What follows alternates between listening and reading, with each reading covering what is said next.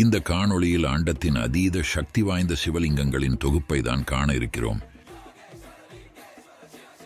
முதலாவதாக சிவலிங்கங்களின் தோற்றம் பற்றியும் அதன் அர்த்தங்கள் பற்றியும் சுருக்கமாக காண்போம்.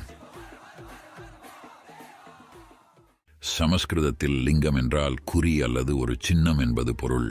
சிவலிங்கங்கள் பொதுவாக இந்த பிரபஞ்சம் மற்றும் அதற்கு அப்பாற்பட்ட அனைத்து ஆற்றல்களையும் குறிக்கிறது. மேலும் லிங்கத்தில் இருந்து வெளிப்படும் அதிர்வலைகள் மனம், உடல் மற்றும் ஆன்மாவை குணப்படுத்தும் சக்திகளை கொண்டுள்ளது என்று நம்பப்படுகிறது. இந்த லிங்கமானது உருவமற்ற சர்வ வல்லமையுள்ள ஈசனின் இருப்பை குறிக்கும் சின்னமாக விளங்குகிறது என்கிறார்கள் சித்தர்கள். சிவலிங்கம் 3 பகுதிகளை கொண்டுள்ளது. அவற்றின் அடிப்பகுதி பிரம்மபிதா என்றும், நடுப்பகுதி விஷ்ணு பிதா என்றும் மற்றும் மேல் பகுதி சிவபிதா என்றும் அழைக்கப்படுகிறது. இவை 3ம் மும்மூர்த்திகளை குறிக்கிறது.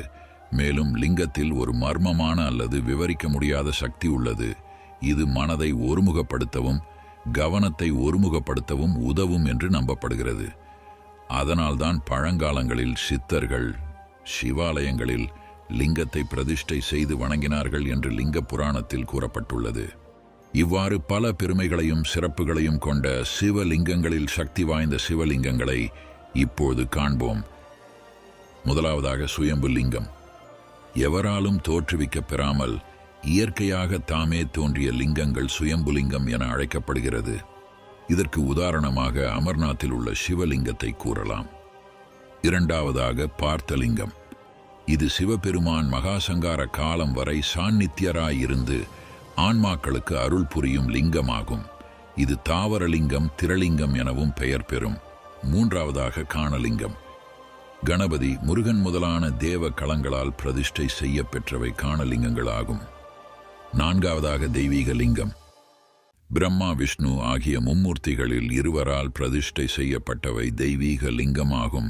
ஐந்தாவதாக ஆரியலிங்கம்.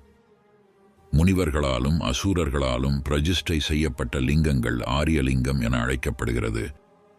இவைகளே அண்டத்தின் அதீத சக்தி வாய்ந்த லிங்கங்களாக புராணங்களில் கூறப்பட்டுள்ளது.